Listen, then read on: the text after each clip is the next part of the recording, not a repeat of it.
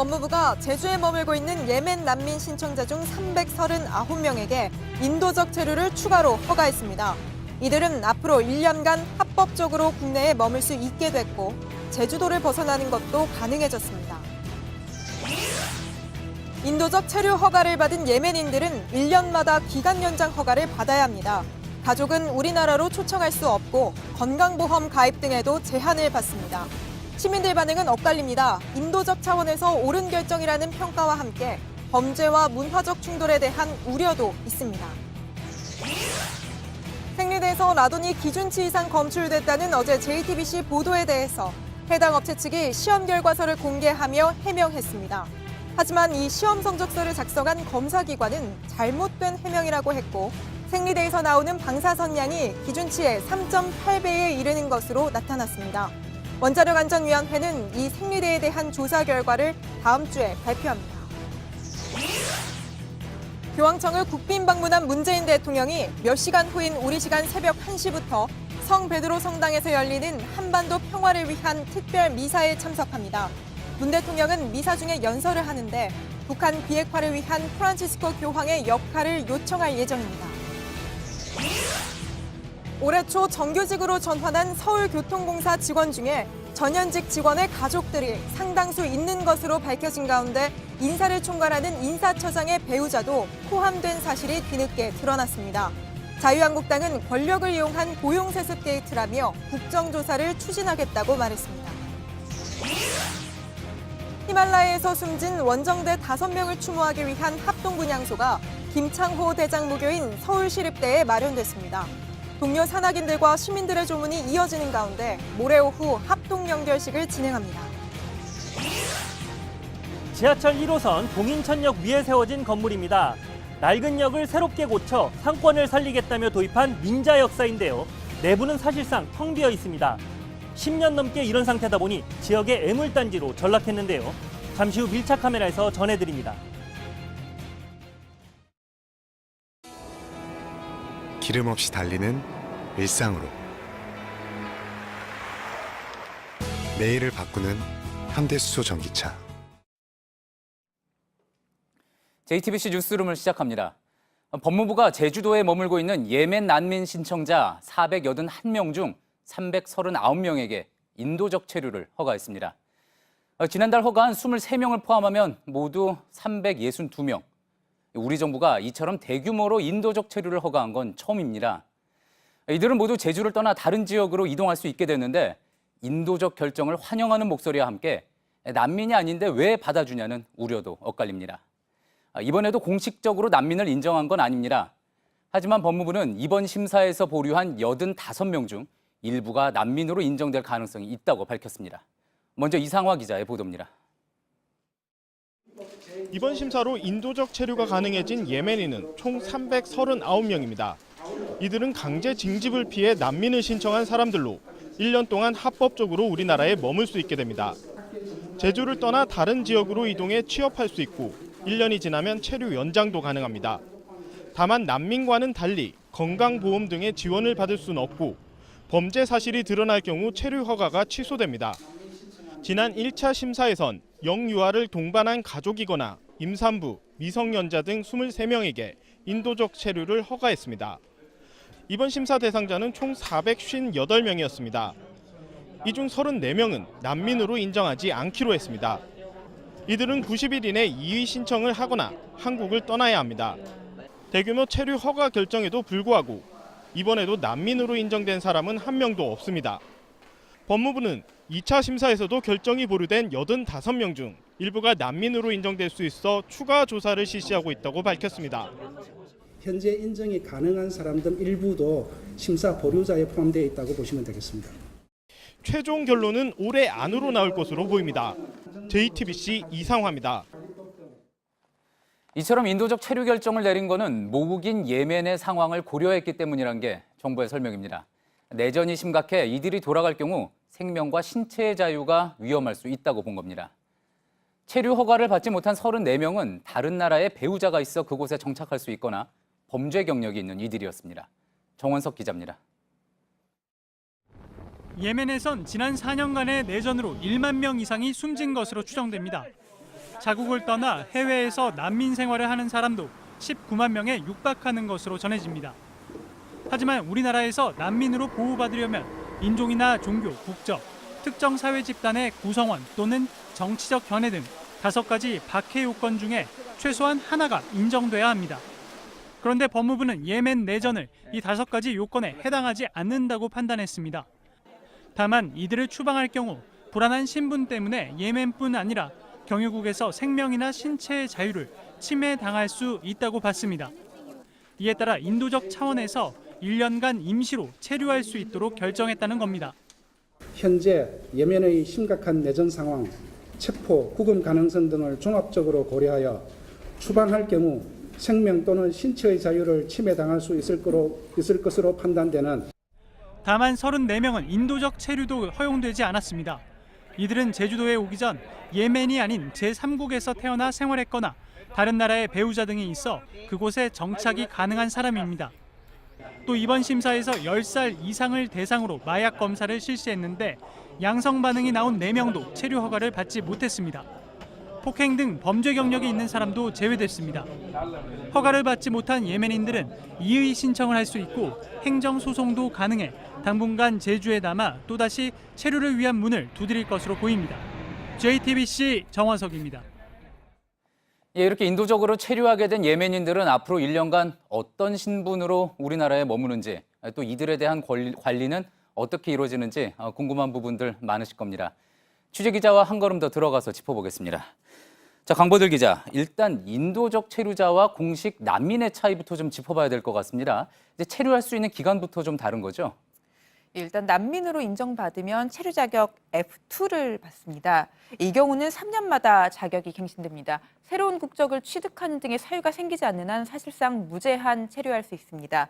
이와 달리 이번에 결정된 인도적 체류자에게는 G1이라는 자격이 주어지고 체류 기간은 1년입니다. 예. 기간을 연장하려면 출입국 사무소에 직접 나와서 허가를 받아야 합니다. 법무부는 예멘의 정치적 상황이 좋아지면 체류 기간을 연장해주지 않게 된다고 설명했습니다. 또 국내에서 범죄를 저질렀다 적발되면 그 경중에 따라 허가가 취소될 수도 있습니다. 예, 그러니까 1년 단위로 갱신을 하되 정치적 상황이 좋아지면 언제든지 돌아갈 수 있다 이런 거군요. 자, 그 예멘인들은 그러면은 어떤 혜택을 이제 앞으로 받게 되는 겁니까? 뭐 가족 초청이나 건강보험 가입 같은 것들은 제한을 받는다고 들었습니다. 난민에 비해서 상당히 제한된 권리를 누리게 되는 건데요. 예. 난민과 달리 인도적 체류자는 배우자나 미성년 자녀를 국내로 초청할 수가 없습니다. 지역 건강보험에 가입할 수 없고 여행증명서 발급이 안 돼 국외 여행도 할 수 없습니다. 이 때문에 인도적 체류 허가로 얻게 되는 권리가 머물 권리와 일할 권리 정도라는 시각도 있습니다. 법무부 관계자는 경제적 지원 역시 임산부나 어린 자녀를 동반한 이들에 대한 최소한의 인도적 조치가 전부라고 밝혔습니다. 그렇군요. 자, 그래도 이렇게 인도적 체류라고 해도 허가가 나면은 이제 가족들과 함께 제주도를 떠나서 원하는 곳에 갈 수는 있는 거죠.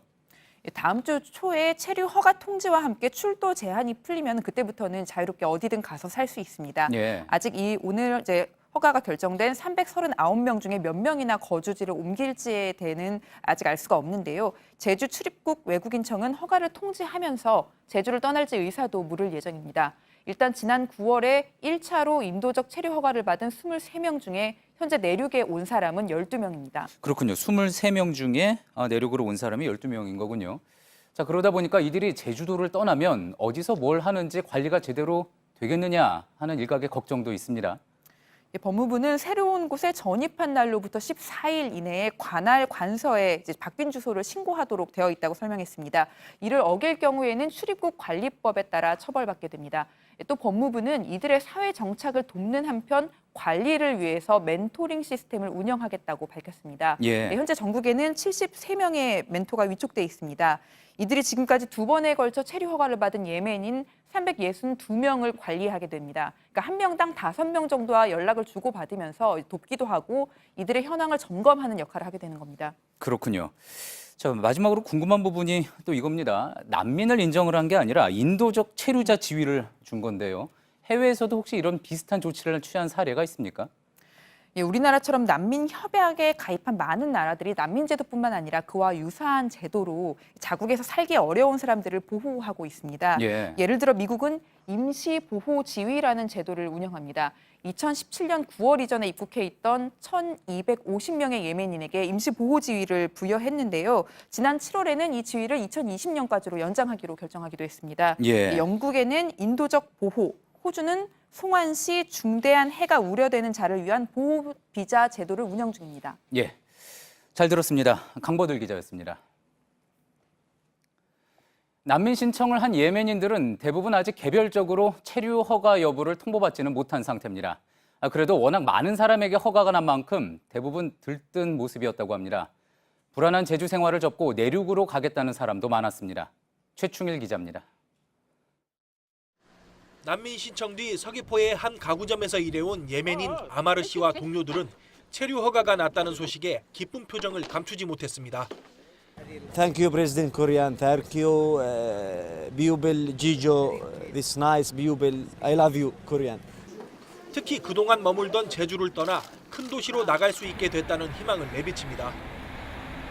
And today, when they give us the human reviews today, we feel so happy. So happy. So we feel so free that we are so free we can go to anywhere. 물론 상당수 난민 신청자들은 그간 겪은 심적인 어려움을 토로하기도 합니다. We want to start to study about them, like we want to know about them, but it was like so hard for us because like we are a lot people. 이번 조치에 대한 아쉬움도 있습니다. 아직 정식으로 난민 인정이 나온 건 아니기 때문입니다. We come here for refugee, yeah. We come to Korea to Jeju for refugee. Everyone come here for refugee. 오늘 통보를 받은 일부를 제외한 대부분의 예멘인들이 자신이 인도적 체류 허가를 받았는지 불인정인지 아직 모르는 만큼 불안한 모습도 이어지고 있습니다. JTBC 최충일입니다.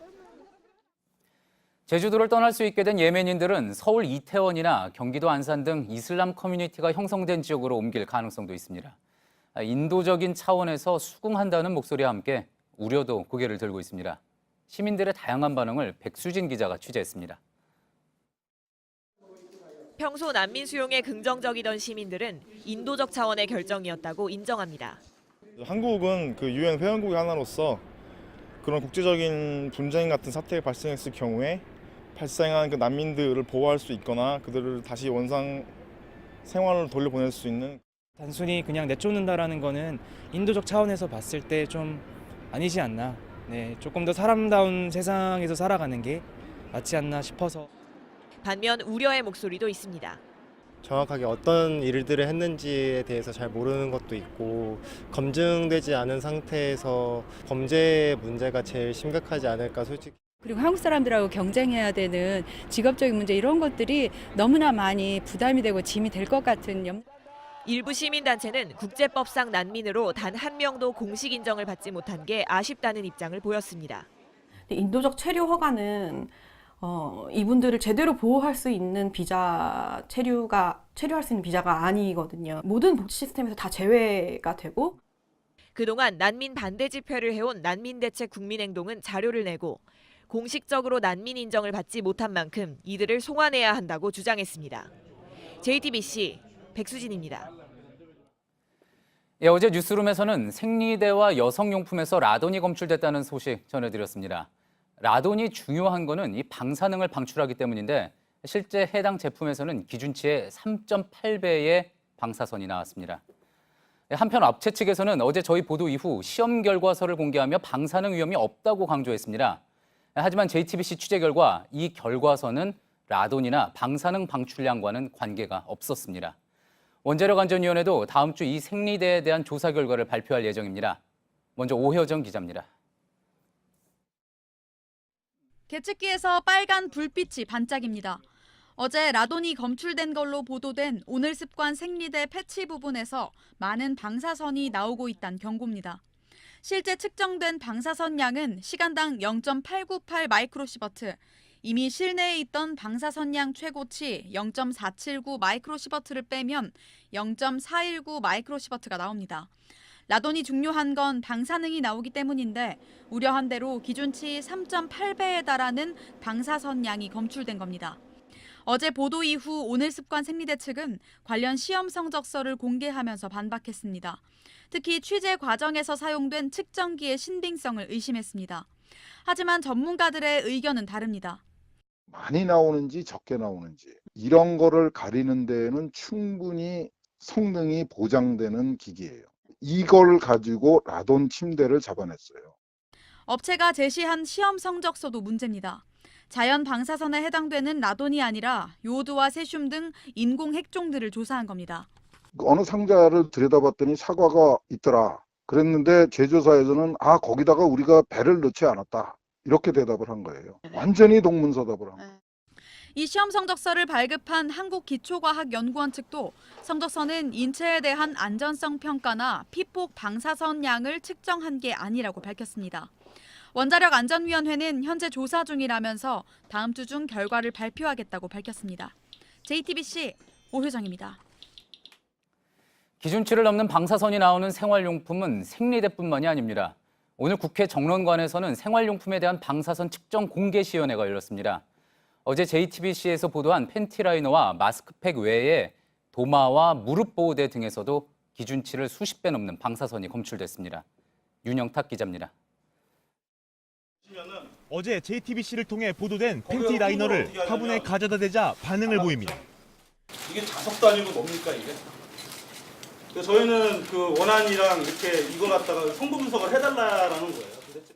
오늘 다시 재보니 방사선 수치가 2.33 마이크로시버트, 기준치의 20배가 넘게 나왔고 도마에선 1.49 마이크로시버트로 역시 기준치의 10배가 넘었습니다.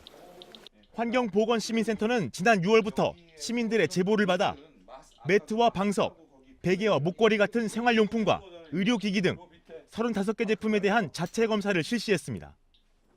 방사선 수치가 높았던 10개는 원안위에 조사를 의뢰했지만 4개월째 결과를 받지 못했다고 말했습니다. 환경단체들은 모나자이트가 쓰인 생활용품에 대한 전수조사를 요구하고 있습니다. 원안위는 아직 그럴 계획이 없다는 입장입니다. 모나자이트를 공급받은 업체 이름을 공개하는 것도 어렵다고 밝혔습니다. 생리대나 의료기기의 허가 주체지만 생활 방사선 문제에 대해선 원안위의 책임을 미루고 있는 식약처에 대한 비판의 목소리도 높습니다. JTBC 윤영탁입니다. 예, 그럼 이번에는 저희 취재진과 함께 라돈 생리대 의혹을 확인한 박경복 김포대 환경보건연구소장과 좀 더 자세한 이야기 나눠보겠습니다. 어서 오십시오. 네, 안녕하세요. 예. 자, 그동안 이제 침대 사태도 있었고 했지만 아직 여전히 이제 라돈이나 방사선 같은 이런 이야기들 좀 낯선 시청자분들도 계실 것 같습니다. 저도 그렇고요. 자, 어제 저희가 소장님의 실험 결과 라돈이 검출된 소식 보도에 들었는데 이 라돈이 검출됐다는 것 어떤 의미이고 왜 위험한지부터 간단히 좀 설명을 부탁드리겠습니다. 라돈이 이제 문제가 된 것은 대지침대 이후로 이제 여러 가지 이제 생활용품에 많이 발생됐잖아요. 예. 베개도 있고 또 라텍스 부분도 있지만은 예. 이번에 그 라돈을 측정하면서 생리대에서 그러면 라돈 그 방출되는 소스가 들어가 있을 거다 이런 생각을 한 거죠. 예. 그래서 측정을 하다 보니까 군용도 나왔어요. 라돈에서. 예. 그러니까 이 생활용품에서 나오지 말할 것들이 나왔다는 거죠. 그래서 이 생활용품에 나온다 그러면 우리가 피폭을 당하지 않습니까? 예. 그러면 지금까지는 이제 라돈에 의해서 피폭이 되면 예. 폐암과 용관이 있다는 거 이미 알려졌는데 예. 피부암이라든가 혈액암 이런 것들 연구 중입니다. 근데 1급 발암물질이기도 그렇죠. 하죠. WHO가 발표한 1급 발암물질인데 예. 미국에서 논문에 의하면 피부암과 아주 직결돼 있다 이렇게 발표를 했고요. 예. 근데 인과관계는 아직까지는 정리가 안 된 상태고. 예. 근데 이번에 라돈 침대를 생리대를 측정하면서 예. 보면 이 상당한 피부 접촉이 가깝잖아요. 그렇죠. 그리고 또 민감한 피부고. 예. 그러면 피부암 외에 다른 어떤 문제가 생길지는 아무도 모른다는 거죠. 예. 이 모르는 자체가 더 무섭지 않나 이런 생각이 듭니다. 알겠습니다. 오늘 또 저희가 새로운 실험을 또 하나 진행을 했습니다. 네네. 이 결과가 가지는 의미에 대해서도 설명을 좀 부탁드리겠습니다. 오늘 보니까 좀 높게 나왔더라고요. 근데 예. 인간에게 노출되는 그 에너지 양입니다. 이 피폭 양이. 근데 우리가 보면 그 피폭이 내부 피폭과 외부 피폭 두 가지 나눠집니다. 예. 근데 내부 피폭과 외부 피폭에서 외부 피폭은 이제 CT 촬영이라든가 예. 엑스레이 이런 거 촬영하겠죠. 그럼 외부 피폭이라 하고 있고 우리가 호흡이라든가 상처를 통해서 들어가는 것들은 이제 내부 피폭이라고 하는데 이번에 대진 침대 같은 경우 또 라텍스 이런 부분들이 내부 피폭에 볼 수 있겠죠. 호흡을 통해서 들어갔으니까요. 그렇죠. 바로 폐로 예. 들어가기 때문에. 그래서 이제 그 내부 피폭이 외부 피폭보다 한 6배 무섭습니다. 아, 그래서 이번에 저희가 그 생리대 측정한 거는 폐하고는 상관이 없을 겁니다. 예. 원래 떨어져 있기 때문에. 예. 근데 이제 피부나 또 다른 이제 문제가 생기지 않을까 이런 걱정을 하는 거죠. 예, 그렇군요. 방사선 기준치가 3.8배, 기준치의 3.8배인 것으로 나왔습니다. 자, 그렇다면은 이 어제 JTBC 리포트에서는 연구소장님께서 제올라이트에서 라돈이 나온다는 이야기는 처음 들어봤다. 이렇게 말씀을 하셨습니다. 네네. 그렇다면은 라돈이 검출될 수 있는 물질들 대표적으로 또 어떤 게 있을까요? 근데 제올라이트에서 라돈이 나온다는 건 저도 이제 처음 들었는데 예. 사실 흡착제입니다. 그리고 이제 이런 것들 냉장고에 이제 사용하기도 하는데 제올라이트 광물질에선 라돈이 방출할 수가 없어요. 예. 그러면 다른 물질이 들어가 있지 않나 이런 거 생각하는데 라돈은 지구상에 어디 가도 다 나옵니다. 예. 토양에서도 나오고 암석에도 나오고요. 특히나 이제 모나자이트 같은 광물질, 두 번째는 이제 그 화강석이 많은 분포되어 있는 지질 상태에서는 많이 나올 수가 있죠. 예. 그래서 이제 화강석을 사용했던 이제 건축 자재나 이런 데서 이제 라돈이 고농도로 방출되고 있습니다. 예. 자, 이번 분명히 해당 생리대에서 라돈이 검출이 됐고 그렇기 때문에 그래서 그 라돈이 검출될 수 있는 모나자이트 같은 그런 물질들이 있을 거라 이렇게 또 판단을 해볼 수 있다. 그렇죠. 그렇게 생각을 해볼 수가 있겠죠. 자, 생리대 같은 의약 외품, 그것뿐만 아니라 또 화장품에는 사실상 방사성 물질 사용할 수 없게 돼 있는 건 아닙니까? 이 생활용품에서는 방사성 물질 들어가서는 절대 안 되죠. 예. 요새 음이온이 나온다는 제품들 대부분이 이거 물리적으로 할 수 있는 방법이 아니지 않습니까? 그러니까 광물질에 의존하는 거죠. 예. 그래서 음이온이란 가짜 과학에 우리가 속고 있는구나. 가짜 과학이요. 그렇죠. 예. 그래서 보면은 그 음이온은 전기분해라든가 플라즈마 공급에서 만들어질 수 있는데 광물질에서 이제 우리가 라돈이 나오는 거를 이제 음이온이 나온다 이렇게 표현을 하기도 하는 것 같아요. 예. 업체 측에서는. 근데 유럽 같은 경우는 100년 전에 1세기 전에 이미 그 라돈에 대해서 위험성을 감지를 했었어요. 그래서 라돈의 부모인 그 라듐을 가지고 먹기도 하고 또 바르기도 하다가 갑자기 사람이 많이 죽으니까 금지를 시켰어요. 부작용이 많이 그렇죠. 발생을 했겠군요. 두 번째는 이제 미국 같은 경우는 원자력 안전규제위원회에서 음이온이 발생한다는 제품을 취득 시에는 바로 폐기하라 공고하고 있습니다. 예. 얼마 전에 그 일본의 방송에서 그 일본 교수님 발표할 때 보니까 아직도 한국은 음이온 가지고 타령을 하고 있냐 이렇게 말하는 거 보고 나서 국내 한 사람으로서 이제 부끄럽죠, 사실. 예. 너무 쉽게 어떤 건강에 유익이 있는 것이다라는 마케팅을 하기 위해 이런 사태가 발생했다 이렇게 볼 수 있다고 정리해 볼 수 있겠군요. 자, 전문가로서 이번 사태 보면서 또 크게 느껴지는 문제점 있으실 거고 또 앞으로 개선점도 생각해 보신 게 있을 텐데요. 이게 지금 5월 달부터 라돈 문제가 생겼지 않습니까? 예. 이제 6개월이 지났죠. 이제 계속적으로 정부에서 나서는 모습이 보이지 않는데 이 음이온이라는 제품이 나왔을 때는 그런 제품이 있다 그러면 다 전수조사해야 됩니다. 예. 그리고 지금 언론이나 모든 데서 기준치가 없기 때문에 생필품에는 기준치가 없어요. 그러다 보니까 공기질 측정에 대한 148, 100개를 기준으로 두고 있단 말이에요. 예. 생필품에서는 절대 1도 나와서는 안 되는 것이 바로 이 라돈이거든요. 예. 방사선 물질이고 방사선 피폭이 돼서는 안 되는 것이고 두 번째는 이제 그 라돈이라는 걸 피폭을 받은 사람들은 잠재적 환자지 않습니까? 예. 그러니까 정부의 대책이 급한 거죠, 사실. 근데 이제 원안이나 이제 환경부나 식약처는 따로따로 이제 분리가 돼 있는데 통합된 시스템이 이제 급히 필요하다. 이렇게 볼 수가 있습니다. 지금 어디까지 생필품에 라돈이 나올지는 저도 모르겠어요. 예. 알겠습니다. 말씀 잘 들었습니다. 이번 라돈 생리대 의혹을 확인해 주신 박경복 김포대 환경보건연구소장이었습니다. 네, 고맙습니다. 교황청을 공식 방문한 문재인 대통령이 잠시 후 우리 시간 새벽 1시부터 성 베드로 성당에서 열리는 한반도 평화를 위한 특별 미사에 참석합니다. 문 대통령은 미사가 끝날 때쯤 연설을 하는데 북한 비핵화를 촉진하기 위한 프란치스코 교황의 역할을 요청할 예정입니다. 바티칸에서 이성대 기자가 보도합니다. 문재인 대통령이 유럽 순방의 핵심인 교황청 방문 일정을 시작했습니다. 우리 시간으로 새벽 1시 교황청 서열 2위인 피에트로 파롤린 국무원장이 집전하는 한반도 평화를 위한 특별 미사에 참석해 연설합니다. 성 베드로 성당에서 외국 정상이 연설하는 건 흔치 않은 일이라는 게 청와대 설명입니다. 문 대통령은 기념 연설을 통해 교황청이 최근 한반도 평화 분위기를 지지해준 데 감사를 표시할 걸로 보입니다. 내일은 프란치스코 교황을 단독 면담하고 김정은 위원장의 방북 초청 의사를 전달할 예정입니다. 청와대는 이번 교황청 방문에 상당한 공을 들이고 있습니다. 그런 만큼 프란치스코 교황이 김정은 위원장의 방북 초청 의사를 전달받고 긍정적인 입장을 내놓을지 주목됩니다. 바티칸에서 JTBC 이성대입니다.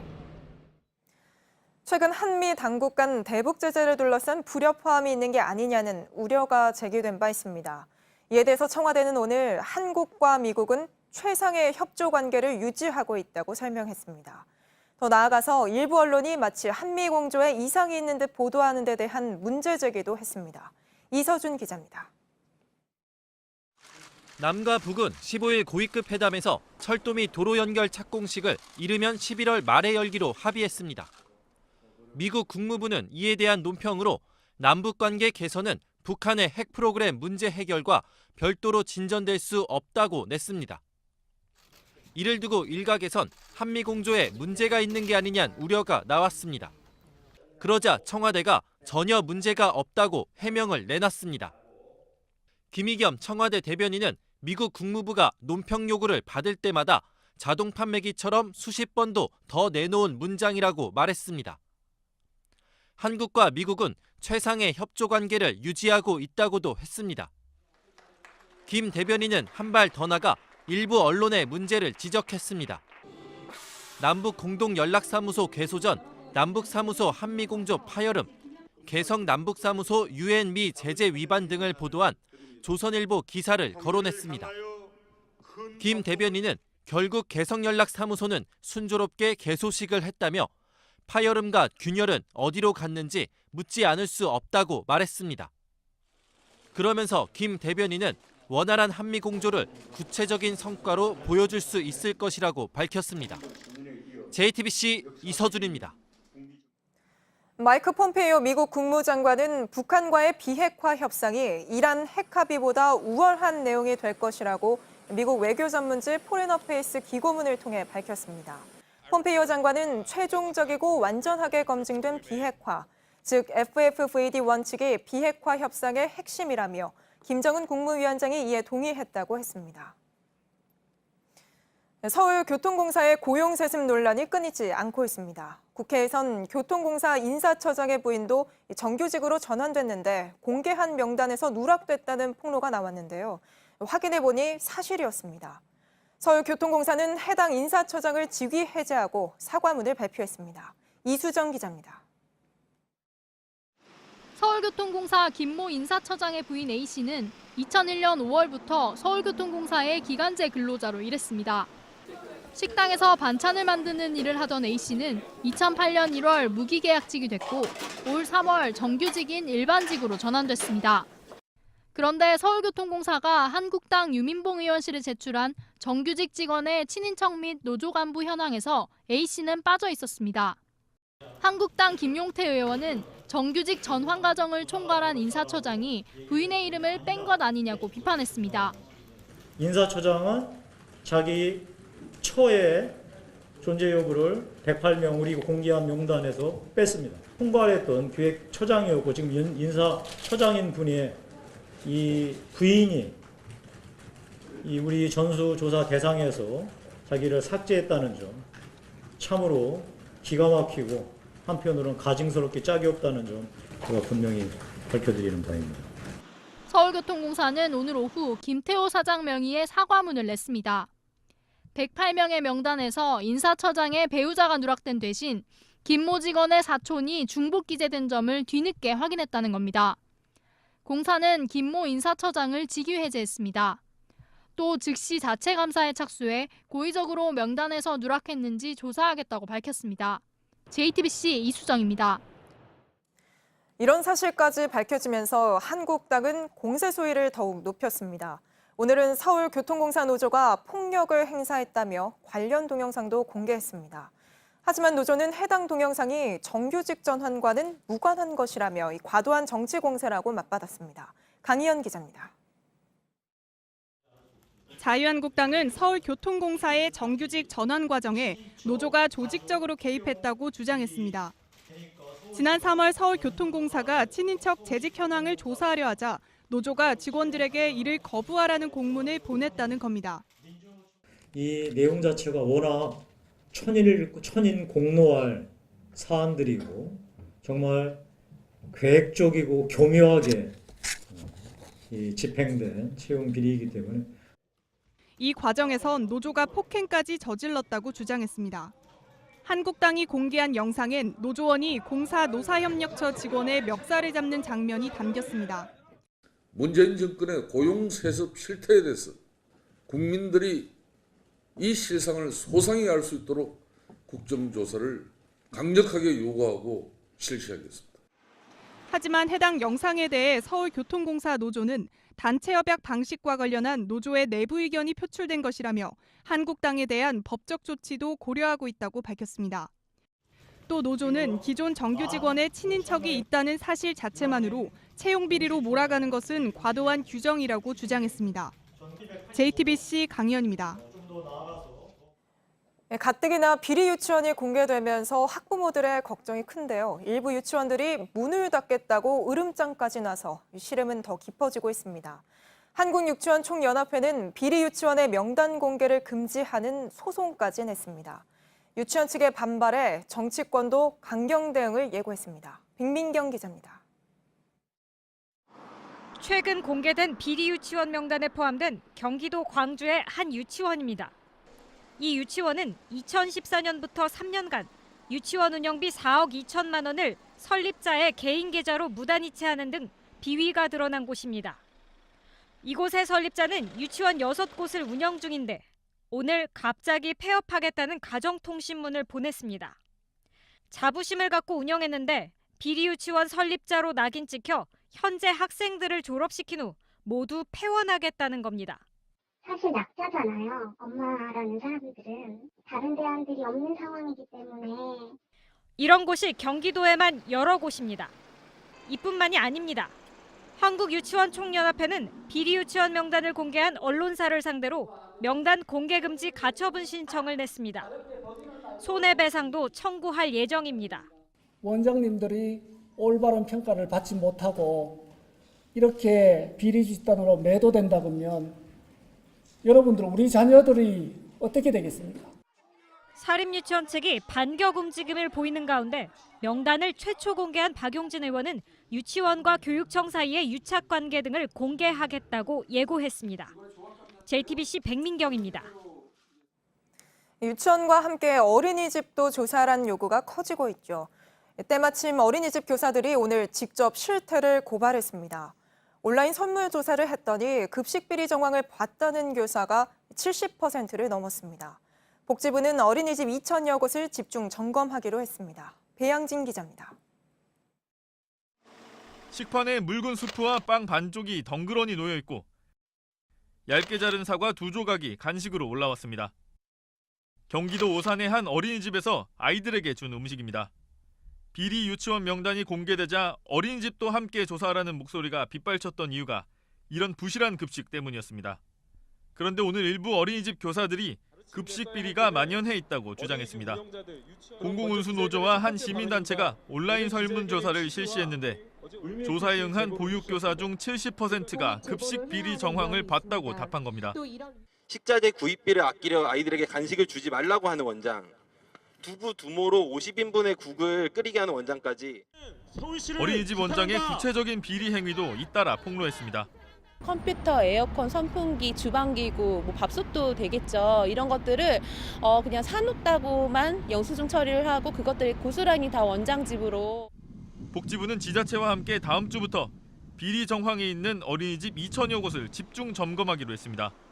조사 결과 비위가 드러나면 위반 정도에 따라 운영정지와 시설 폐쇄, 원장 자격정지 등의 행정처분을 내릴 방침입니다. JTBC 배양진입니다. 우병우 전 청와대 민정수석이 변호사 시절 굵직한 사건들을 몰래 변론한 혐의로 검찰에 넘겨졌습니다. 사건이 재판까지 가지 않을 경우 성공보수로 2억 원을 달라는 계약까지 했는데 우 전 수석은 이런 방식으로 10억 원 넘게 챙긴 것으로 조사됐습니다. 최승기 기자입니다. 국정농단 사건으로 복역 중인 우병우 전 수석은 지난 2013년 검찰을 떠났습니다. 이후 1년간 변호사로 활동했습니다. 경찰은 이 기간에 우전수석이 맡은 사건 가운데 규정을 어기고 몰래 변호를 한 3건을 찾아냈습니다. 인천 길병원 횡령 사건, 4대강 입찰 담합 사건, 현대그룹 비선 실세의 경영 개입 사건입니다. 경찰은 당시 우전수석이 변호사협회에 수임 신고를 하지 않고 검찰에 선임계도 내지 않았다고 설명했습니다.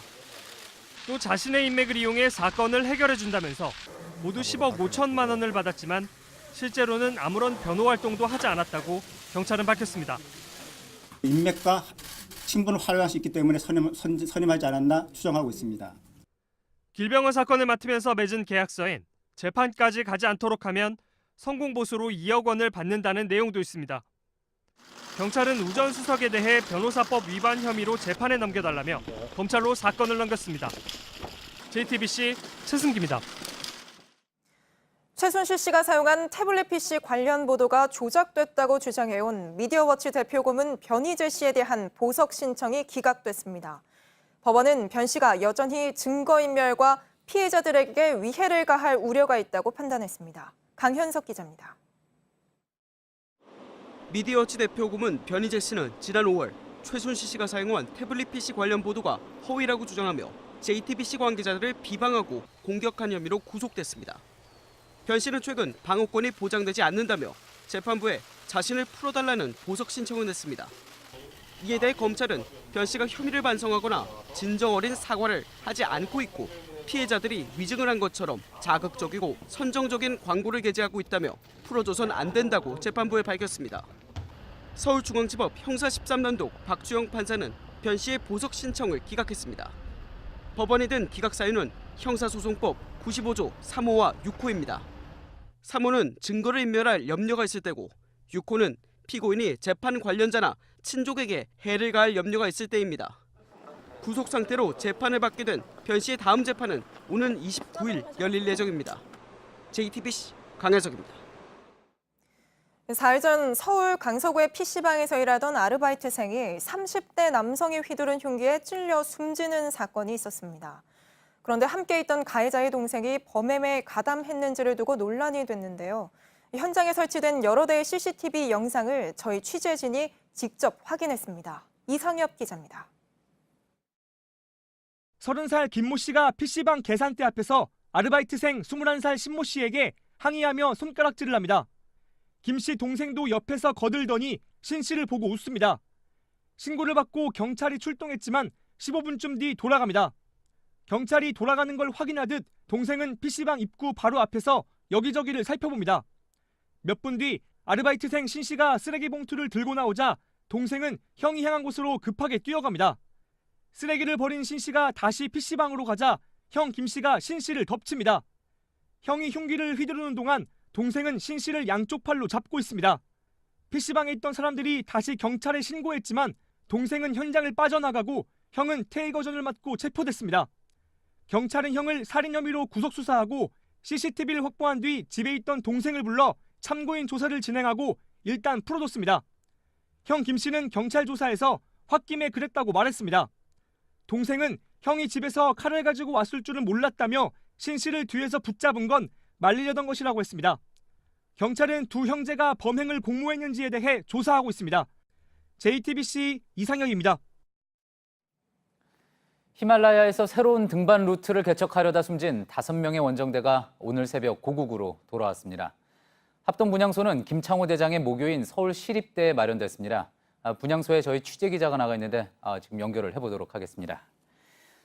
김민광 기자, 오늘 아침부터 조문 행렬이 시작됐다고 들었습니다. 지금 이제 9시가 다 돼가는 시각인데 조문객들이 지금도 찾아오고 있습니까? 네, 그렇습니다. 이 합동분향소는 오늘 오전 8시 서울시립대 대강당에 마련됐습니다. 제 뒤로 보이는 재단에는 이제는 고인이 된 5명의 대원들 사진이 있고 양옆으로는 문재인 대통령을 비롯한 각계 각층에서 보낸 조화들도 놓여 있습니다. 조문은 비교적 차분한 분위기 속에서 시작됐습니다. 일반 시민들의 발걸음이 꾸준히 이어지고 있고 외교부 이태호 차관과 노태강 문체부 차관도 분향소를 찾았습니다. 예, 평소 고인을 따르던 동료나 선후배들 많지 않았습니까? 이분들도 역시 오늘 분향소를 찾았겠군요. 그렇습니다. 김창호 대장은 그동안 쌓아온 기술과 노하우를 후배들에게 아낌없이 전해주며 모두가 안전하게 산행을 끝마칠 수 있도록 이끌어주었습니다. 히말라야 14자를 완등한 김미곤 대장도 그런 김 대장의 모습을 추억하며 오늘 분향소를 찾았습니다. 잠시 들어보시겠습니다. 경쟁자가 아닌 서로에게 도움을 줄 수 있는 선후배 사이 그런 사이였습니다. 서로에게 조언을 해주고 또 약간 부족한 부분이 있으면 서로에게 도움이 되기 위해서 노력하고 그런 관계였습니다. 한편 이번 장례를 위해 산악회 전체를 아우르는 장례위원회도 구성이 됐습니다. 예. 자, 그러면 이제 앞으로 절차는 어떻게 진행이 됩니까? 네, 이곳 합동분향소는 모레 낮 12시까지 열리게 되고 연결식도 모레 오후 2시 이곳에서 진행이 됩니다. 시립대 측은 김 대장의 도전 정신을 기리기 위해 기념 강의실을 마련하고 김 대장의 장비와 업적을 전시하는 추모전도 준비 중입니다. 한편 오늘 새벽 유가족들에게 인계된 원정대원들의 시신은 각각 서울과 의정부, 부산의 장례식장으로 옮겨져 장례를 치르고 있습니다. 예. 김창호 대장 원정대의 분향소가 마련되어 있는 서울시립대에서 김민관 기자였습니다. 경주와 포항에서 지진이 잇따르면서 정부와 지자체 차원의 대책이 속속 나오고 있습니다. 그런데 JTBC 취재 결과 수천억 원대의 서울 지하철 내진 공사가 엉터리로 진행되어 온 것으로 나타났습니다. 조익신 기자의 보도입니다. 지하철역 선로를 받치는 기둥의 위아래로 하얀 구조물이 보입니다. 지진에 대비해 기둥을 보강한 겁니다. 서울교통공사는 3,200억 원을 들여 지하철 1호선부터 4호선까지 내진 공사를 하고 있습니다. 그런데 이 가운데 일부 구간에 검증되지 않은 공법이 적용됐습니다. 한 업체가 내진 시험 결과서를 허위로 제출하고 공사를 따낸 겁니다. 시방서에는 아라미드 섬유를 보강제로 사용한다고 해놓고 내진 시험 결과서는 전혀 다른 탄소 섬유로 만든 제품에 성적서를 냈습니다. 서울교통공사는 뒤늦게 이 사실을 알고도 숨기기에 급급했습니다. 공사가 다 끝난 뒤 시험 결과서를 받고도 정상적인 절차를 거친 것처럼 거짓 자료까지 만들었습니다. 서울교통공사 측은 50억 원을 들여 외부 감리단에 관련 업무를 맡겼었다며 이번에 물의를 일으킨 업체와 감리단, 설계사 등에게 행정조치를 취하겠다고 밝혔습니다. 또 안전 문제가 제기될 수 있다고 보고 이미 시공된 해당 업체의 구조물을 뜯어 정밀검사도 실시하겠다고 전했습니다. 서울시에서 시행하는 모든 내진 보강 공사에 대해서 실험 보고서를 전수조사하여 한치의 의혹도 남기지 말아야 할 것입니다. JTBC 조익신입니다. 수능과 같은 각종 국가시험을 출제하는 사람들은 외부와 연락을 차단하고 합숙을 하게 됩니다. 이 보안과 공정성을 위한 조치인데 그러다 보니 보상 차원에서 한국교육과정평가원은 이에 대한 수당을 따로 줍니다. 그런데 합숙도 하지 않는 평가원 내부 직원들이 많게는 수천만 원대의 수당을 받은 것으로 드러났습니다. 그 총액이 22억 원이 넘었습니다. 김태형 기자입니다. 한국교육과정평가원 본부장 A씨는 2015년 9월 수능 모의평가 채점 업무를 맡았습니다. 3주간 출퇴근을 했는데 수당으로 250만 원을 받았습니다. 위험 및 격리 보상비란 명목이었습니다. 이 수당은 국가시험 문제 출제 등을 위해 보안상 특정 공간에 격리된 채 불가피하게 합숙하는 사람에게 지급하도록 만든 제도입니다. 주로 외부 출제위원을 위한 건데 격리되지도 않은 내부 직원에게 수당이 지급된 겁니다. A씨가 2014년부터 2년 동안 이렇게 챙긴 수당은 3,200만 원이 넘습니다. 그 본부장들 같은 경우에는 숫자는 안 돼도 시험이 있으면 합숙비가 들어갈 때마다 다 받았으니까. 평가원은 비합숙자에게 보상비를 지급하다가 7년 전에도 감사원의 지적을 받았지만 여전히 부적절한 방식으로 수당을 집행하고 있습니다. 평가원은 관련 내규를 고쳐 문제가 없다는 입장입니다. 개선하겠다고 감사원에 이제 제출하고 감사원에서도 이게 문제가 있다는 별다른 추가 피드백 없으시니까 이제 그대로 진행했던 거죠. 결국 지적을 받자 수당을 지급하지 않은 게 아니라 돈을 계속 받을 수 있도록 규정을 고친 겁니다. 인건비 성격의 비용은 모두 다 총액 인건비 내에 포함시켜서 편성하도록 되어 있는데 과거 감사원 지적에도 불구하고 별도로 내규를 만들어서 사업비에서 편성하고 지출할 수 있게 이렇게 편법적으로 한 것이기 때문에 평가원을 관리 감독하는 총리실사나 경제인문사회연구회는 7년 동안 비합숙자에게 지급된 위험 및 격리 보상비가 22억 원이 넘는 것으로 조사됐다고 밝혔습니다. JTBC 김태영입니다. 시민들이 쉴 수 있도록 조성된 도심공원이지만 늦은 시간 한적한 곳을 지날 때는 좀 불안하기도 합니다. 이럴 때는 주변에 CCTV라도 있는지 한 번쯤 쳐다보게 되는데 전국의 도시공원 10곳 중 4곳이 범죄 예방용 CCTV가 한 대도 없는 것으로 나타났습니다. 유미혜 기자입니다. 서울 마포구의 한 공원입니다. 지난달 이 공원에서 산책하던 22살 여성이 얼굴 등을 수차례 폭행당하는 사건이 발생했습니다. 지난달 서울 동대문의 한 공원에서도 유사한 사고가 있었습니다. 지난달에만 공원에서 여성을 대상으로 한 강력 범죄만 3건 발생했습니다. 앞서 지난해 대구의 한 공원에선 30대 여성이 흉기에 찔려 숨지기도 했습니다. 전국의 도시공원과 어린이공원 14,000여 곳을 전수조사한 결과 CCTV가 하나도 없는 공원이 10곳 중 4곳이나 됐습니다. 국토부가 어린이공원으로 지정한 곳 역시 10곳 중 2곳 이상은 CCTV가 없었습니다. 어린이공원들을 직접 찾아가 봤습니다. 서울의 경우 성동구와 강동구, 구로구, 동작구, 도봉구의 일부 어린이공원에 CCTV가 한 대도 설치되지 않았습니다. 네, CCTV가 하나 있는 공원에 와봤습니다. 이렇게 단 한 개의 CCTV가 있어도 곳곳이 사각지대입니다.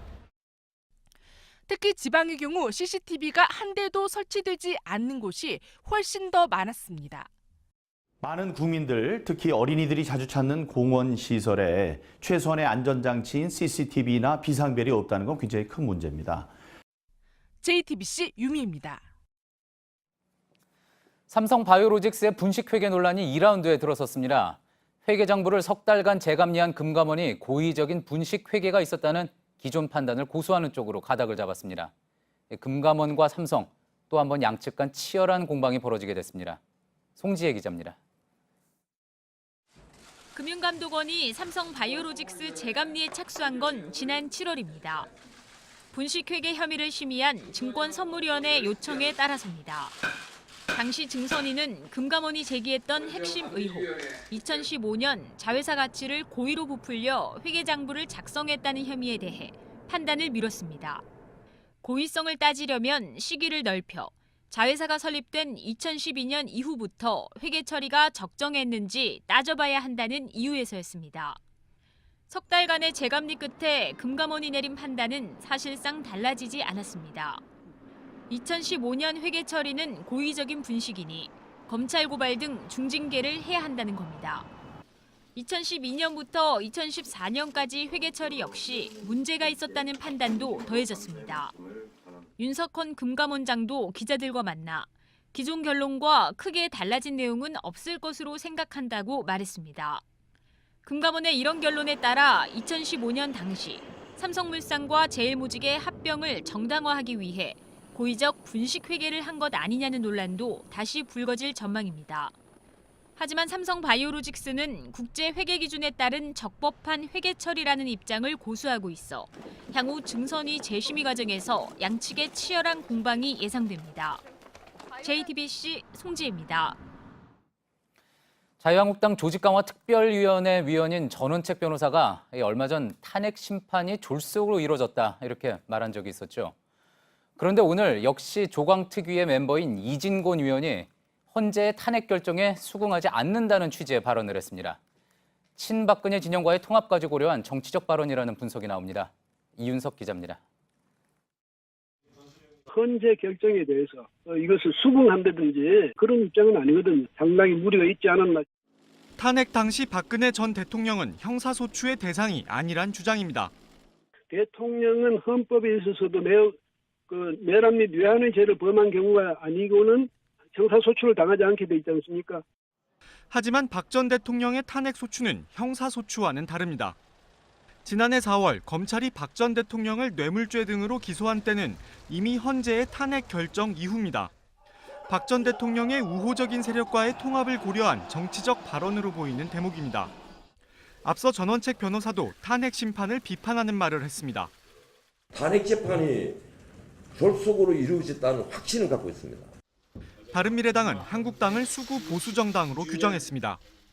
지금 자유한국당이 추구하는 보수 대통합은 수구 보수의 전열 정비로 양극단의 대결 정치를 복원하고자 하는 것에 지나지 않습니다. 헌법 부정 세력과 함께하겠다는 건 명백한 극우 대통합이라는 주장도 나왔습니다. JTBC 이윤석입니다. 국회가 오늘 본회의를 열고 헌법재판관 후보자 3명에 대한 선출안을 통과시켰습니다.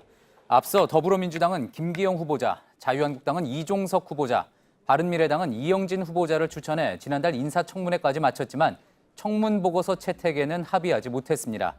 오늘 3명에 대한 선출안이 통과되면서 헌법재판소 재판관들이 퇴임한 이후 한 달여간 이어진 공백 사태도 마무리됐습니다.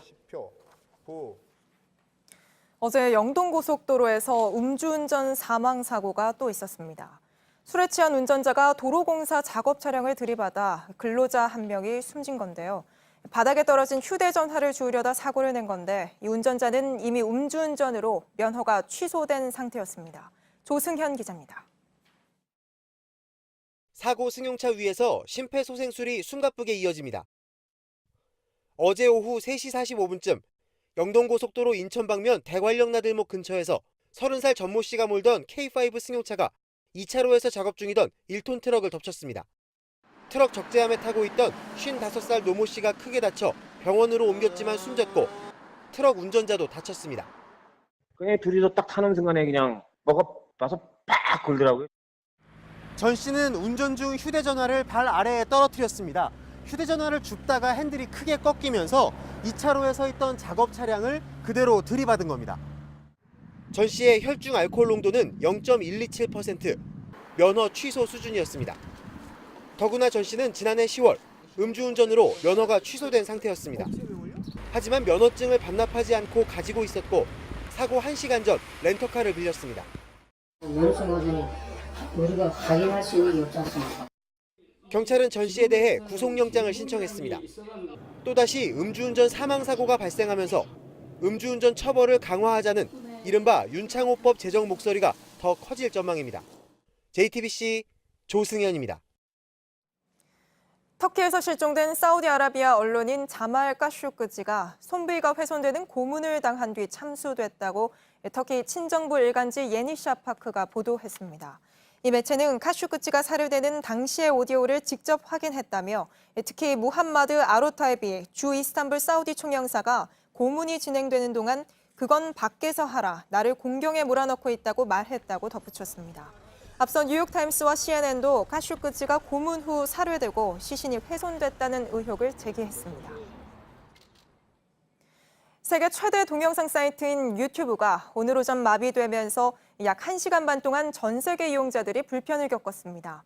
왜 장애가 발생했는지 정확한 원인은 아직 나오지 않고 있습니다. 정재우 기자입니다. 오늘 오전 11시쯤 유튜브에 접속했습니다. 사용할 수 없는 동영상이라는 메시지가 뜹니다. 검색을 하자 서버에 에러가 발생했다는 오류 메시지가 화면을 채웁니다.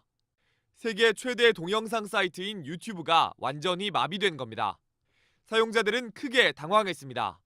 아침에 지하철 나와서 리스닝 들으려고 공부하려고 이제 틀었는데 안 되더라고요. 과제를 지금까지도 못하고 있습니다. 회사에서 노래를 자주 듣는데 유튜브로 검색해도 안 떠더라고요. 이런 상황은 오전 10시부터 약 1시간 반 동안 이어졌습니다. 우리나라뿐 아니라 전 세계에서 같은 장애가 발생했습니다. 유튜브를 운영하는 구글 측은 트위터 공식 계정을 통해 이용자들에게 사과했습니다. 하지만 정확한 원인은 밝히지 못했습니다. 아직도 파악 중이라는 입장입니다. 최근 페이스북, 구글 플러스 등 소셜 네트워크 서비스들의 개인정보가 유출된 것처럼 유튜브도 해킹에 노출된 것 아니냐는 우려가 나오고 있습니다. JTBC 정재우입니다. 가을 이사철이지만 예년과 달리 올해는 수도권에서 분양하는 아파트를 찾기 어렵습니다. 정부가 무주택자의 당첨 기회를 더 넓혀주기 위해서 주요 단지의 분양 일정을 새 청약제도 시행 뒤로 늦췄기 때문인데요. 본격적인 분양은 연말부터나 시작될 전망입니다. 송승환 기자입니다. 이달 분양하려던 위례 신도시의 한 아파트는 분양 일정을 연기한다고 밝혔습니다. 이번 주 개장을 앞뒀던 아파트 모델하우스입니다. 이렇게 불도 꺼져 있고 공사 중이라는 안내문도 붙어 있습니다. 분양이 미뤄지면서 모델하우스 공개가 12월로 미뤄졌기 때문입니다. 위례 신도시, 판교, 과천 3개 지역 4,600여 세대가 12월 이후로 분양을 연기했습니다. 건설사가 아파트를 분양하려면 분양 금액을 보증받아야 하는데 보증을 전담하는 공공기관인 주택도시보증공사가 보증 심사를 11월 말 이후로 연기했기 때문입니다. 9.13 대책으로 바뀐 청약제도가 시행된 뒤에 분양해야 시장 혼란을 줄일 수 있다는 이유에서입니다. 수도권의 경우 바뀐 청약제도로는 추천 물량의 75%를 무주택자에게 우선 공급하기로 하면서 1주택자의 청약 기회가 줄었습니다. 평수를 넓히려고 이제 준비하던 분이나 청약을 이제 하려고 많이 대기하고 있었죠. 근데 이제 이번에 분양 연기하면서 1주택자에 해당되는 분들이 이제 상당히 이제 실망을 많이 하게 되는. JTBC 송승환입니다. 오늘 김포공항 국내선 여객터미널이 10년 만에 리모델링을 끝내고 새로운 모습으로 문을 열었는데요. 수속 시간이 예전보다 약 20분 정도 덜 걸린다고 합니다. 짐을 붙이고 보안 검색을 하는 시설이 늘어나면서 처리 속도가 빨라졌기 때문인데 박영우 기자가 달라진 새 터미널에 다녀왔습니다. 새롭게 단장한 김포공항 국내선 청사입니다. 리모델링을 하면서도 청사를 운영하느라 마무리하는 데 10년이 걸렸습니다. 우선 넓어진 공간이 눈길을 끕니다. 이용객들이 편하게 움직일 수 있도록 청사 양 끝에 무빙워크를 설치했습니다. 천장도 조형물로 꾸몄습니다. 오늘 이렇게 와보니까 인천공항 못지않게 이렇게 깔끔하고 외국인들 보기에도 부끄럽지 않게. 수속도 빨라졌습니다. 예전보다 20분 가까이 덜 걸립니다. 우선 항공사 카운터가 약 20곳 가까이 늘었습니다. 짐 처리 시스템도 바꿨습니다. 예전엔 15분이 걸렸는데 지금은 빠르면 5분 안에 마칠 수 있습니다. 보안 검색대도 14곳으로 늘려 승객들이 덜 기다리게 됐습니다. JTBC 박여우입니다. 오는 25일로 예정됐던 한국형 발사체 누리호의 발사가 연기됐습니다. 연구진은 연료 공급 과정에서 이상이 발견돼 일정을 연기하기로 하고 현재 원인을 분석하고 있다고 밝혔습니다. 과학기술정보통신부는 원인이 밝혀지는 대로 다시 발사일을 결정할 예정입니다. 아베 총리가 이달 말 국회에 개헌안을 선보이겠다며 극우적 성향의 인물들을 전면 배치했습니다. 위안부 문제에 대해 일부 부모가 딸을 팔았던 걸로 본다는 망언을 하고 독도에 상륙하겠다고 해서 무리를 빚었던 우리와는 악연이 깊은 인물들입니다. 윤서령 특파원입니다. 자민당이 개헌추진본부 간사에 신도 요시타카 전 총무상과 시모무라 학구분 전 문부과학상을 임명했습니다. 개헌에 반대하는 야당과 협의하고 국민 설득을 하는 선두 자리에 아베 총리의 최측근을 기용한 겁니다. 아베 총리는 이 두 사람을 앞세워 이번 달 말 소집되는 임시국회에서 본격적인 개헌 논의를 시작하겠다는 생각입니다. 하지만 당 안팎에서도 이번 인사에 대해서는 우려의 목소리가 나오고 있습니다. 아베 총리가 오른쪽으로 향하라고 하기도 전에 오른쪽을 향할 만큼 극우 성향의 측근이라는 겁니다. 특히 한국과의 악연이 깊습니다. 신도 전 총무상은 지난 2011년 독도와 가까운 울릉도에 가겠다며 김포공항에서 9시간 넘게 소동을 벌였던 인물입니다. 시모무라 전 문부상 역시 위안부 피해자를 부정하는 망언은 물론 야스쿠니 신사 참배도 해왔습니다. 자민당 내부에서도 이 같은 강경파로는 국민 설득이 오히려 어려워지는 것 아니냐는 지적이 나오고 있습니다. 아베 총리는 우리나라와 중국 등 주변국의 반대에도 A급 전범이 합사된 야스쿠니 신사의 가을 큰 제사에 맞춰 내각 총리 대신 이름으로 공모를 보냈습니다. 도쿄에서 JTBC 윤서령입니다. 지난 7월 중국 부모들을 분노하게 했던 불량 백신 파동을 일으킨 기업에 중국 당국이 1조 5천억 원의 천문학적인 벌금을 부과했습니다. 부당 수익의 3배를 청구해서 중국판 징벌적 손해배상이란 평가가 나옵니다. 신경진 특파원입니다. 生产销售货值金额3倍罚款72.1亿元，罚没款共计91亿元。 중국 인체용 광견병 백신 점유율 2위였던 창성 바이오사에 천문학적 벌금이 부과됐습니다. 백신 원액을 무단 혼합하고 유통기일을 조작하는 등 8가지 불법 행위에 대한 처벌입니다. 불법소득 전액을 몰수하고 해당 매출 3배에 해당하는 벌금을 부과해 중국판 징벌적 손해배상 조치로 불립니다. 기업 회장 등 경영진 14명에겐 평생 바이오 산업 종사 금지 행정 처분이 내려졌습니다. 사법기관에 이송해 별도로 형사처벌도 추진됩니다. 당국은 불량 백신을 접종한 뒤 숨진 피해자에게 우리 돈 약 1억 원 등 보상 방안도 발표했습니다. 백신 파동 당시 문제가 됐던 불량 디프테리아, 백일해, 파상풍, 혼합 예방 백신에 대한 보상 방안은 나오지 않았습니다. 중국 네티즌들은 사형이 마땅하다는 격한 반응을 내놓았습니다. 10년 전 멜라민 독분유 유통과 빈번한 불량 백신 사건 등 중국의 고질적인 불량 식약품 사건이 이번 징벌적 벌금 부과로 뿌리 뽑힐지에 대해선 여전히 회의적 반응이 많습니다. 베이징에서 JTBC 신경진입니다. 택시업계가 카풀 서비스에 반발해서 내일 서울과 인천, 대전 등에서 운행을 중단하고 광화문에서 대규모 집회도 열기로 했습니다. 서울에선 7만 년대 택시 중 상당수가 운행을 하지 않을 것으로 보입니다. 최근 IT 회사 카카오가 같은 목적지의 사람들끼리 차를 함께 타는 카풀 서비스를 추진하면서 택시업계가 크게 반발하고 있습니다.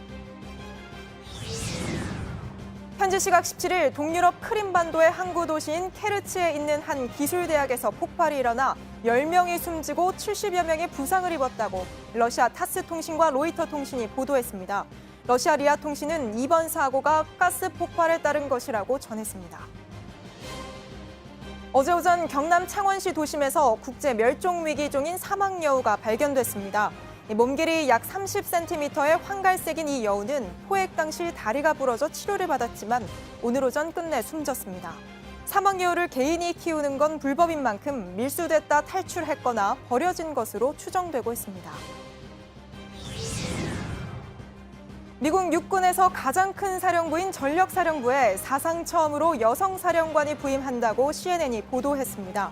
주인공은 군대 내 유리천장을 깨운 것으로 유명한 로라 리처든슨 중장으로 77만 명의 군인을 이끌게 됩니다. 이 자리는 전임 로버트 에이브럼스 대장이 주한 미군 사령관으로 임명되면서 공석이 됐습니다. 지난 러시아 월드컵의 경기 기록입니다. 점유율은 물론이고 패스 숫자, 성공률까지 B팀이 압도적이죠. 경기 결과는 어떻게 됐을까요? A는 우리나라, B는 독일입니다. 기억하시겠지만 당시 우리가 2대0으로 이겼습니다. 숫자는 거짓말을 하지 않는다고 하지만 이번 월드컵은 이렇게 숫자의 힘이 약해졌습니다. 오늘 발표된 월드컵 기술 보고서는 프랑스가 덜 뛰고 공을 덜 소유하면서 우승했다고 분석했습니다. 정말 알 수 없는 요즘 축구란 무엇인가 이도성 기자가 알아봤습니다. 공을 주고받으면서 오래 공을 소유하고 상대를 옥죄기 위해 쉼없이 또 많이 뜁니다. 그동안 상대를 이기기 위해선 이런 축구가 필요했습니다. 그러나 러시아 월드컵 기술 보고서는 다른 이야기를 했습니다. 현대 축구의 정석처럼 받아들여졌던 점유율 축구의 허상을 지적했습니다. 점유율만 놓고 보면 스페인과 독일이 우승했어야 했지만 평균 50%도 채우지 못한 프랑스가 정상에 섰다는 겁니다.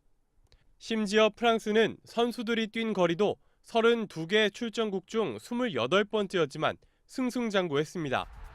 적게 공을 소유하고 또 적게 뛰었지만 빠른 역습이 믿을만했고 또 6개의 슛을 때릴 때마다 한 골이 나올 정도로 효율도 좋았습니다.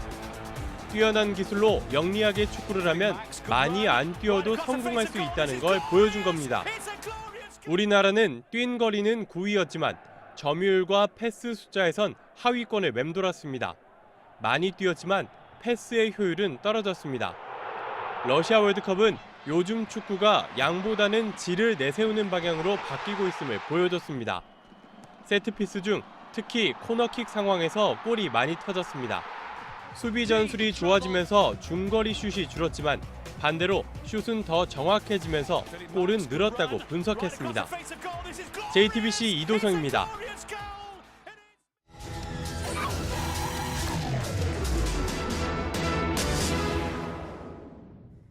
지하철역에 백화점, 대형마트 같은 상업시설이 함께 들어선 곳을 민자역사라고 부릅니다.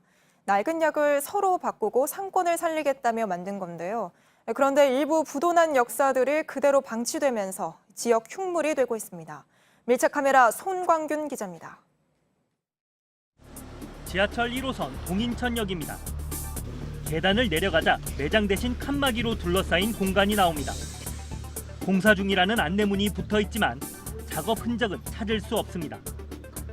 역과 붙어 있는 지하 3층, 지상 6층짜리 건물은 11년째 폐쇄 중입니다. 건물 주변도 상태가 좋지 않습니다. 이 계단은 멀쩡한 걸 찾아보기 힘들 정도로 훼손이 심각하고요. 바깥에는 건설 장비들이 잔뜩 쌓여 있습니다.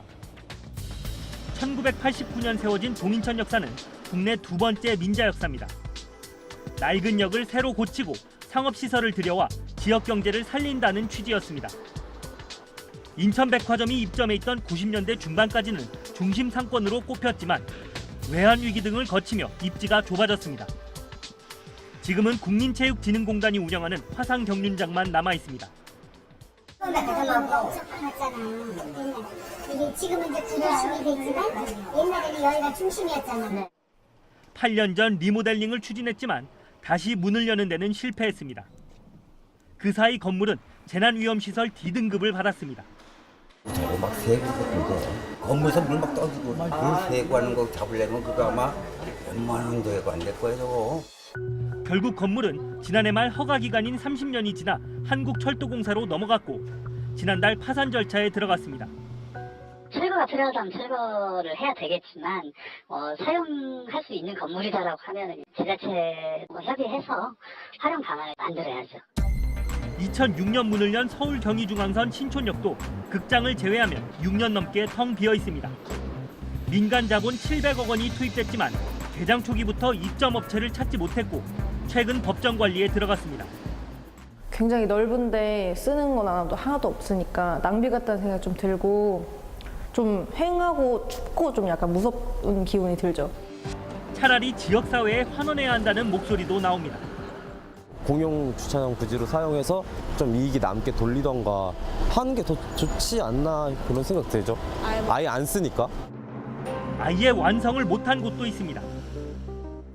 지하철 1호선과 4호선이 지나가는 서울 창동역입니다. 이곳 민자 역사는 벌써 8년째 공사가 중단됐습니다. 입구에 들어서자 머리 위로 콘크리트와 함께 붉은 철골이 남아 있습니다. 10층짜리로 지어질 계획이었지만 주간업체의 부도로 5층에서 공사가 멈춘 겁니다. 노량진역이나 천안역 등은 민간업체가 선정됐지만 아예 착공조차 하지 못했습니다. 철도공사가 해당 업체들의 전문성이나 사업성을 제대로 검토하지 못하고 개발을 맡겼다가 무산된 겁니다. 이 때문에 철도공사가 사업자 선정에 더 신중해야 한다는 지적도 나옵니다. 철도공사 측은 평가를 통해 사업자를 선정했지만 부동산 경기 악화 등 복합적 요인으로 일부 민자 역사들의 경영이 악화됐다고 설명했습니다. 애물단지로 방치된 민자 역사들은 지자체가 나서 되살려야 한다는 목소리도 나옵니다. 구청이 좀 나서서 중재를 해서 저거를 빨리 활성화를 시켜서 같이 연계를 해서 같이 활성화되는 그런 모색을 찾아봤으면 좋겠다. 철저한 시장 분석 없는 장밋빛 청사진의 결과는 참담했습니다. 주변 상권까지 살린다던 일부 민자 역사는 이렇게 흉물로 변했습니다. 지금이라도 재정비와 청산 중에 냉정한 판단이 필요합니다. 밀착 카메라 손광균입니다.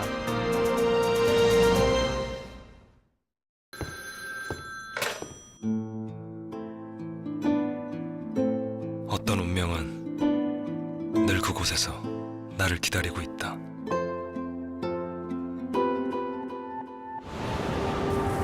낯설게 그러나 강렬하게 하이브리드의 대담한 반전.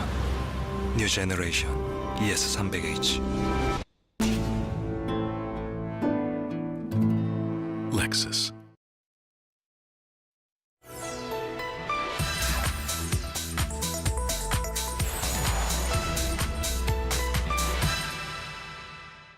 이번 사태는 국민 모두가 안심하고 신뢰할 수 있는 유아교육을 만드는 논의로 이제는 이어나가야 합니다. 소모적인 양상으로 흘러간다면 그것은 그 누구에게도 도움이 되지 않는 네, 사립유치원 단체와 교육계가 제도 개선에 한 목소리를 내고 있습니다. 하지만 무엇을 어떻게 바꾸자는 제안은 아직 구체적으로 나오지 않고 있죠. 팩트체크팀은 OECD 회원국, 그중에서도 사립유치원이 많은 나라들의 제도를 하나씩 확인했습니다. 정부 지원금이 어떻게 관리되고 있는지 지금부터 함께 살펴보겠습니다. 우대영 기자, 네. 우리나라가 다른 나라에 비해서 사립유치원의 비율이 좀 높은 편인가요? 네, 대체로 그렇습니다. OECD가 주기적으로 조사해서 발표하는 자료가 있습니다. 지금부터 네. 함께 보겠습니다. 만 3세 이상 미취학 아동이 사립교육기관에 다니는 비율입니다. 한국은 78.9%, 네 번째입니다. 1위는 뉴질랜드 98.6%, 다음 아일랜드 98.4%, 호주 84% 순이었습니다. 일본은 74, OECD 평균은 32%였습니다. 우리나라보다 더 높은 나라도 있기는 하네요. 그럼 이런 나라들도 결국 정부 지원금 다 주고 있을 텐데 어떻게 사립유치원 관리 감독하고 있나요? 네, 뉴질랜드부터 보겠습니다. 사립 비율이 가장 높은 나라입니다. 네. 정부가 감사를 매년 합니다. 사립 유치원 중에서 예외는 없습니다. 매년 6월 30일까지 유치원이 어떻게 운영했는지 보고서를 내야 합니다. 안 내면 지원이 끊깁니다. 감사 결과에 따라서 차등을 둡니다. 가장 우수한 곳은 고급으로 분류합니다. 유치원생 1명당 1시간에 8.30 뉴질랜드 달러를 줍니다. 그 외에는 표준으로 7.82 뉴질랜드 달러를 지원합니다.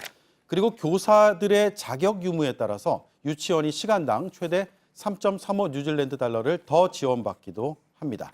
그럼 우리나라는 지금 감사를 아예 안 하고 있는 건가요? 아니면 하고 있기는 한데 좀 미흡하다 이런 건가요? 주먹구구식으로 이뤄졌다는 평가를 받고 네. 있습니다. 왜냐하면 유치원의 회계 기준이 지난해까지 없었습니다. 올해부터 새롭게 적용이 됐습니다. 그동안 전수조사도 하지 않았습니다. 샘플조사, 그러니까 몇 군데만 골라서 네.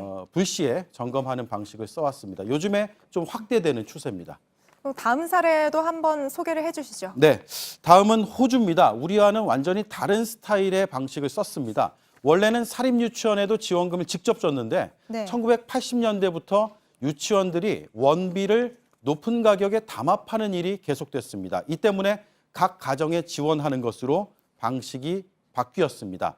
원비 담합 같은 부작용이 어느 정도 해소된 올해 7월 이후에 다시 유치원에 지급하는 방식으로 바뀌었습니다. 정부는 매년 7가지 항목으로 교육의 질을 평가하고 있습니다. 인증 등급은 인터넷에 공개하게 됩니다. 네, 우리나라도 이번 사태가 불거지고 난 다음에 가정에 직접 지원금을 주자 이런 이야기가 좀 많이 나오지 않았었나요? 호주에서 먼저 하고 있던 거군요. 네. 다음은 일본 사례도 함께 보겠습니다. 일본은 핵심이 이겁니다. 개인이 설립한 사립유치원을 법인으로 바꾸자라는 겁니다. 법인이어야 학교로서의 법적 지위와 의무를 부여할 수 있기 때문입니다. 1970년대 시작된 정책입니다. 효과가 있었습니다. 1970년 법인이 운영하는 사립유치원의 비율이 29%, 2000년에 84%로 크게 늘었습니다. 우리나라도 사립유치원 비율이 높은 만큼 여러 가지 제도적 장치 도입이 필요한 상황이네요. 네, 물론 우리도 제도는 있었습니다. 네. 하지만 실효성이 좀 떨어진다 이런 지적들이 계속 있어 왔습니다.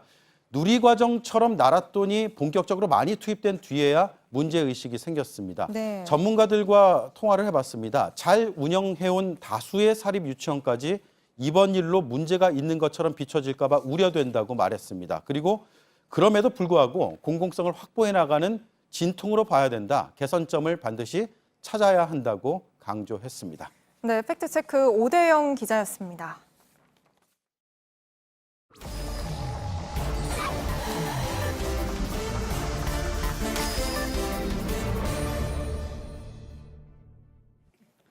예, 비하인드 뉴스를 시작하겠습니다. 정치부 박성태 기자가 나와 있습니다. 첫 번째 키워드부터 볼까요? 예, 첫 키워드는 국감장 호랑이라고 했습니다. 국감장 호랑이, 혹시 소품으로 호랑이가 등장한 건 아니겠죠? 예, 그러면 아마 국회의원들이 상당히 놀랄 것 같고요. 예. 그건 아니고요. 국감장에서 여야 간에 고성으로 싸우는 모습은 거의 매일 있습니다. 특히 피감기관에 대한 고성도 고질적이지만 꾸준히 있는데요. 오늘 국감 모습을 잠깐 보도록 하겠습니다. 예. 국회 교육위원회 있었는데 오늘 각 시도 교육청 국감이 있었는데 대구시 교육감이 19대 한국당 의원이었다가 여성가족부 장관까지 박근혜 정부시를 했던 강은희 교육감입니다. 예. 그런데 사실상 오늘 강은희 청문회처럼 됐는데요. 민주당 신경민 의원과 허영교 의원이 과거 강은희 교육감이 의원 시절 정유라 씨를 두둔했던 부분이랄지 또는 여성가족부 장관 시절 그 위안부 할머니 문제를 소극적으로 대응한 문제를 비판을 했습니다. 잠시 강은희 교육감의 청문회 그런 분위기로 흘렀는데요. 예. 강은희 의원은 정치 공세다라고 항변했지만 아무래도 국감장에서는 호랑이 역할을 국회의원들이 하고 있기 때문에 어쩔 수가 없었습니다. 예, 그렇군요. 자, 뭐 피감기관에 대한 날카로운 지적 당연히 필요합니다. 그런데 이제 간혹해서 이런 어떤 호통이나 고성 같은 부분은 늘 문제로 또 지적이 되기도 했었죠. 예, 자유한국당에서도 어제 비슷한 장면이 있었습니다. 정무위 국감을 잠깐 보면 김성원 한국당 자유한국당 의원이 피감기관 직원들을 대상으로 잡담한다고 호통을 했습니다. 잠깐 들어보겠습니다. 예. 일어나봐요. 그 옆에 왼쪽 옆에 누굽니까? 지금 두 분 뭐 하고 계시는 거예요? 여기 국감장에서 잡담하고 낄낄거리고 웃고 있어요! 예, 저 뒤에 또 10여 초간 더 고성과 호통이 계속됐는데요. 콕 집어서 누굽니까? 일어나 봐요. 잡담하고 낄낄거린다라고 호통까지 치는 모습은 마치 수업 시간에 잡담하다가 혼나는 학생들을 보는 모습입니다. 그렇군요. 학교 교실 같은 그런 예. 분위기였군요. 저렇게 두 국장이 권익위 국장인데요. 계속 서서 김성원 의원의 호통과 지적을 들어야 됐습니다. 예. 물론 잡담을 하면 뭐 국회의원이 지적할 수는 있겠지만 호통은 너무한 것 아니냐 비판도 있었습니다. 그러다가 곧 뒤에 국가보훈처장에 대한 질의를 김성원 의원이 하기도 했는데 이때는 약간 온화한 표정으로 했습니다.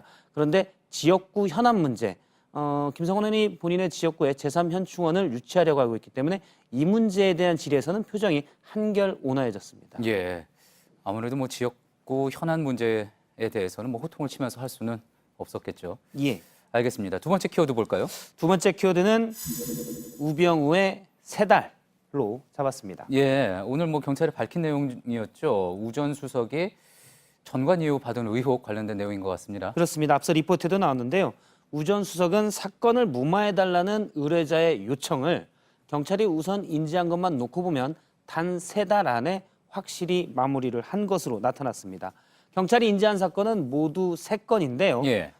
잠깐 보면 공공병원이 검찰이 수사하고 있는 횡령 사건을 무마해달라고 우병우 당시 변호사에게 의뢰를 했는데 예. 우 수석이 석 달 안에 사건을 종결하겠다.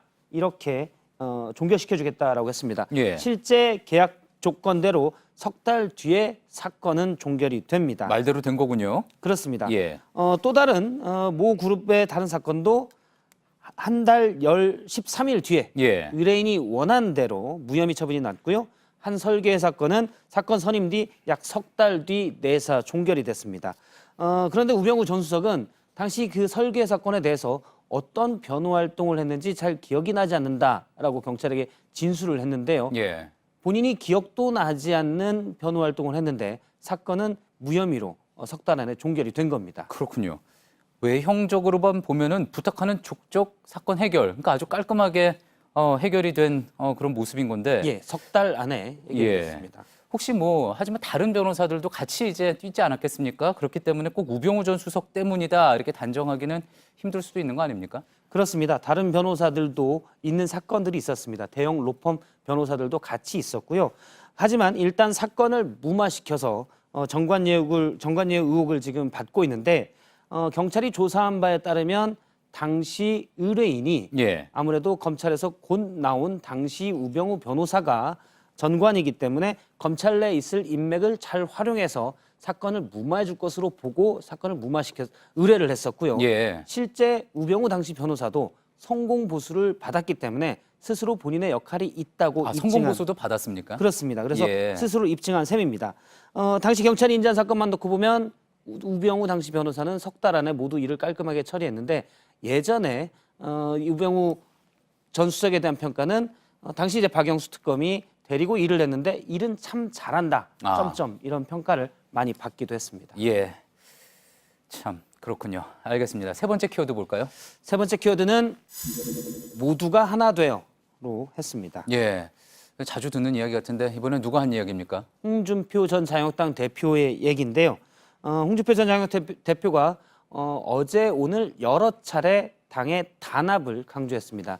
잠깐 홍 전 대표가 오늘 쓴 페이스북을 보면 모두 하나 되어 문정권에 대항할 때다라고 썼고요. 예. 이 페이스북을 쓰기 2시간 전에도 지금은 당력을 모아 문정권에 대항하십시오라고 자유한국당 당원들에게 강조를 했습니다. 예. 어제 이제 침묵하지 않겠다면서 사실상 정계 복귀 의사를 밝혔었는데 이 페이스북 글귀 말미에도 지금은 보수 우파 진영 모두가 힘을 합쳐서 문정권에 대항할 때다. 이런 표현을 썼습니다. 키워드대로 하나가 되자 계속 강조를 한 거군요. 그렇습니다. 최근에 가장 강조하는 게 단결인데 지금 자유한국당 내에서는 보수 통합도 얘기하고 있지만 다른 한편에서는 인적 쇄신도 얘기하고 있습니다.